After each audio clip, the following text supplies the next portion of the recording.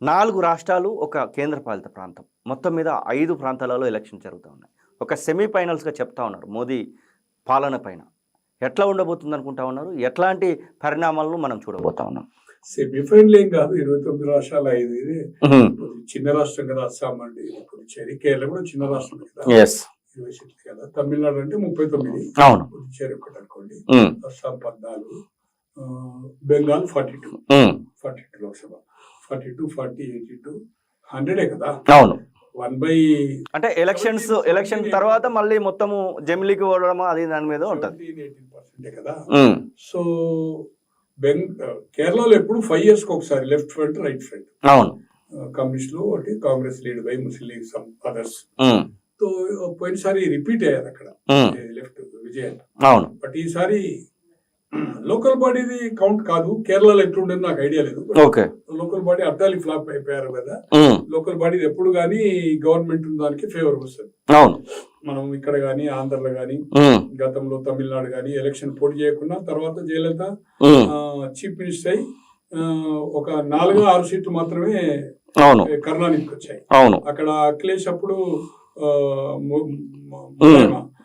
మాయావతి పోటీ చేయలేదు. తర్వాత 300 పైన సీట్లతోటి చీఫ్ మినిస్టర్ అయింది 402.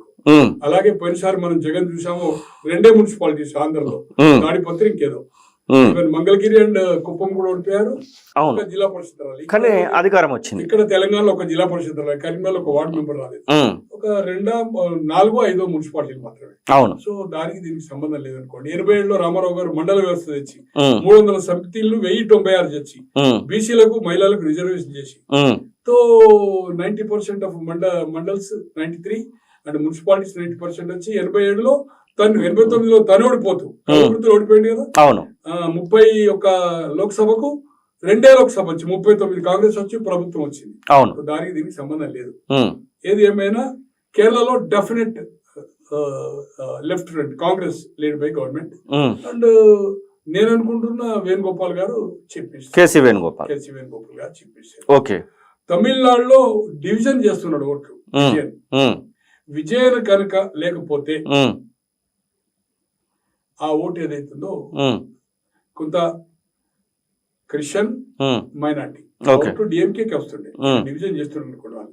బట్ యాంటీ ఎస్టాబ్లిష్మెంట్ ఓట్లు కూడా మేజర్ ఈయన డివిజన్ చేస్తున్నాడు. విజయ్ కి, హీరో విజయ్ కి అంత సత్తా ఉందంటారు. 15% కనబడుతున్నది. తో ఇంకా పెరగవచ్చు. తన ర్యాలీలో అవి కూడా చూస్తున్నాం. ఒక 1 month అయినది ఆ ఇన్సిడెంట్ అయిన తర్వాత కదా. బట్ ఏదేమైనా డిఎంకే ఎడ్జ్, డిఎంకే ఫ్రంట్ కి ఎడ్జ్. స్మూత్ గా వాళ్ళ పార్ట్నర్స్ కూడా బీజేపీ ఏదో ప్రయత్నాలు చేస్తా ఉంది, విజయ్ తో పొత్తు పెట్టుకుంటే బాగుంటుంది. లేదు, అన్నా డిఎంకే బీజేపీ లేదు, అన్నా డిఎంకే కు లీడర్షిప్ లేదు. దాంట్లో మళ్ళీ ఇప్పుడు శశికళ వచ్చి ఒక 2 జిల్లాల్లో ఆమె ఒక 15-20 సీట్ల మీద ఎఫెక్ట్ చేస్తుంది. తమిళనాడులో కూడా డిఎంకే కు వచ్చిన సర్వేల ప్రకారం, పత్రికలు ఇట్ మే బి చేంజ్. నేనేమి అది కాదు, ఇప్పుడు వస్తున్న న్యూస్ ప్రకారం ఏదైతుందో it is edge to the DMK. And Puducherry is BJP, దాంట్లో బీజేపీ గవర్నమెంట్ ఉంది, బీజేపీ. బెంగాల్ కూడా ఏదైతుందో దీనికి, ఎందుకంటే మైనార్టీ ఓట్స్ ఏదైతుందో వెరీ కంఫర్టబుల్ ఉంది. దాదాపు 70-80 కాన్స్టిట్యున్సీలో 294 కాన్స్టిట్యున్సీలు, 42 లోక్సభ, సేమ్ మన లెక్క. 7 ఎక్కువ ఒక లోక్సభ, అక్కడ 42 ఉండే కదా పోయినసారి. తో అక్కడ 70 సీట్లలో ఆమె ఏదైతుందో క్లీన్ చీట్, ఆ 70కి 70 ఏదైతుందో ఈమె వైపు కట్టదు.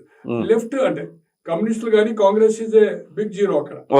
తో ఆమె అంటే ఎక్కువగా ఇప్పుడు జరిగేటువంటి ఎలక్షన్స్ లో పశ్చిమ బెంగాల్ మీదనే బీజేపీ ఎక్కువ కాన్సన్ట్రేట్ చేస్తుంది అనేటువంటి మాటలు వింటా ఉన్నాం. ఎందుకంటే మమతా బెనర్జీకి ఎంతో కొంత ఇబ్బంది పెట్టాలనేటువంటి ఆలోచనతో మోదీ ఉన్నట్టుగా చెప్తా ఉన్నారు. కాన్సన్ట్రేషన్ చేస్తుంది, దాంట్లో అనుమానం లేదు. కానీ 70 నుంచి 75 సీట్లు మైనార్టీ సీట్లు కదా, అవన్నీ ఆమె కొడుతుంది కదా. 75 పోయినాక మిగిలిన ఎంత మీకు దాదాపు ఏదైతుందో 220. 220లో వాళ్ళకి ఎంత రావాలి? 150 రావాలి కదా. ఈమెకి అట్లా కాదు కదా. సో అక్కడ కూడా బెంగాల్ ఏదైతుందో ఉన్న ట్రెండ్ ఇప్పటి వరకు ఇట్ మే బి చేంజ్, వేరే సంగతి, but it may be change. But అక్కడ ఎడ్జ్ కేరళలో ముఖ్యంగా కమ్యూనిస్ట్ పార్టీ సిపిఎంకి సంబంధించినటువంటి విజయన్ పినరయి విజయన్ హ్యాట్రిక్ కొడతారనేటువంటి సంకేతాలు కూడా అక్కడి నుంచి వస్తూ ఉన్నాయి. మీరేమో కాంగ్రెస్ పార్టీ అంటున్నారు. కాంగ్రెస్ దేశం మొత్తంలో కూడా ఫ్లాప్ అవుతూ వస్తూ ఉంది. కేరళలో గెలుస్తుందని ఎట్లా చెప్పగలుగుతున్నారు? కేరళలో ఏదైతుందో మన లోక్సభ కూడా చూడండి, వాళ్ళకు 20లో 4 అనుకుంటే అంతే కదా, అవును 16 కదా, అవును వీళ్ళు ఏలీస్ లోకల్ బాడీ రీసెంట్లీ అవును అవును లోకల్ బాడీ కౌంట్ చేయదు ఈ కౌంట్. ఆ రాష్ట్రంలో అంతా ఎడ్యుకేటెడ్ కదా, రీసెంట్ ఎలక్షన్ కదా. ఎస్ సో ప్రజలు ఎవ్రీ 5 years కే చేంజ్ చేస్తారు.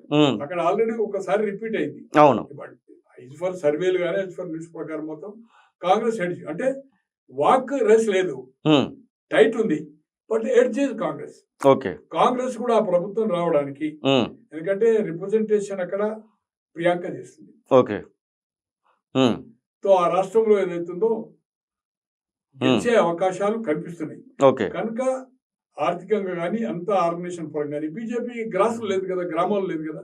బట్ లెఫ్ట్ ఫ్రంట్ కి ఈ కాంగ్రెస్ గ్రూప్ కి ఏదైతుందో ప్రతి గ్రామంలో క్యాడర్ ఉంది కదా, మెంబర్షిప్ ఉంది కదా, ఎడ్యుకేషన్ ఉంది కదా. సో డెఫినెట్లీ ఏదైతుందో కాన్సన్ట్రేషన్ కాంగ్రెస్ చాలా పగడ్బందీగా చేస్తుంది. తెలంగాణలో ఉన్నటువంటి పరిపాలనను కేరళలో చూపిస్తూ ఉన్నారంట. కేరళలో అడ్వర్టైజ్మెంట్స్ ఇస్తున్నారంట. కేరళలో తెలంగాణకు సంబంధించినటువంటి ప్రతి అంశాన్ని అక్కడ ప్రస్తావిస్తున్నారంట. కేరళ వాళ్ళు తెలంగాణ పరిపాలనను చూసి కాంగ్రెస్ కోటేస్తారంటే ఏం చెప్తారు? ఏదో సార్ అడ్వర్టైజ్మెంట్ ఇవన్నీ దానికి కౌంటర్ చేస్తుంది కదా ఏ గవర్నమెంట్. వాళ్ళకు వాళ్ళు చేసేదంతా వాళ్ళు ఇచ్చిన హామీలు ఇవి, చేసేది లేదని చెప్తారు కదా. ఏం చేస్తారా దాని వివరాలకు పోదలుచుకోలేదు, ఎందుకంటే నేను క్రిటిక్ ఎందుకు దీనికి. బట్ ఈ ప్రభావం గాని దీని ప్రచారం గాని ఏదైతుందో కాంగ్రెస్ కి ఏదో బెనిఫిట్ అవుతుంది, కమ్యూనిస్ట్ కాదు. ఐజిటీస్ గా కాంగ్రెస్ క్లియర్ ఎడుతుంది. పోల్ మేనేజ్మెంట్ చేసుకోవాలి. హర్యానాలో మిస్ఫైర్ అయింది, హర్యానాలో మిస్ఫైర్ అయింది. అవును. తర్వాత అంత అట్టర్లీ లోక్సభ ఎన్నికలైన తర్వాత అసెంబ్లీ అంత అట్టర్లీ ఫ్లాప్ అనుకోలేదు. Haryana over confidence. మన మహారాష్ట్రలో అట్టర్ ఫ్లాప్ అయింది. ఈ దీన్ని చేజవుతున్న కాంగ్రెస్ వదులుకోదు. బీజేపీ పగటిబందీగా చేద్దామనుకుంటే అక్కడ లేదు వాళ్ళకు. వాళ్ళకి ఏదైతుందో అంటే కమ్యూనిస్టులు శత్రువులే, లెఫ్ట్ రైట్ రెండు శత్రువులే. అవును. కాంగ్రెస్ లీడ్ బై గవర్నమెంట్ కానీ communist lead by government. So వాళ్ళకి లేదు కనుక ఏదైతుందో ఒకటేదో ఒక కార్పొరేషన్ ఏదో వచ్చింది. బట్ వాళ్ళ ఓటింగ్ పర్సెంటేజ్ కొంత పెరగచ్చు, 1-2%, బట్ నో ఛాన్స్. అస్సాం క్లారిటీగా ఏదైతుందో మళ్ళీ కాంగ్రెస్ వాళ్ళందరినీ కూర్చున్నారు. ఆయన చీఫ్ మినిస్టర్ కాంగ్రెస్ నుంచి పోయినాడు కదా, ఒక లోక్సభ మెంబరే పోయిండు. ఆడ కూడా పోయినసారి కంటే కూడా ఈసారి అస్సాంలో తక్కువ సీట్లు వచ్చే అవకాశం. ఓకే, తెలంగాణ గురించి మాట్లాడుకుంటే తెలంగాణలో కొత్త పార్టీకి స్కోప్ ఉందని చెప్తా ఉన్నారు. కొత్త పార్టీకి స్కోప్ ఉందా అంటే ఏం చెప్తారు మీరు? అవకాశం లేదా? ఓన్లీ జాతీయ పార్టీలు ఇక్కడ ఉన్నటువంటి బీఆర్ఎస్ ఛాన్స్. నేను తీర్మార్ మల్లన్నను, కవితమ్మను నేను కారణం చేయదలుచుకోవాలి. అసలైన తొలి వెలుగు. ఫాలో వాట్సాప్ @తొలి వెలుగు అఫీషియల్.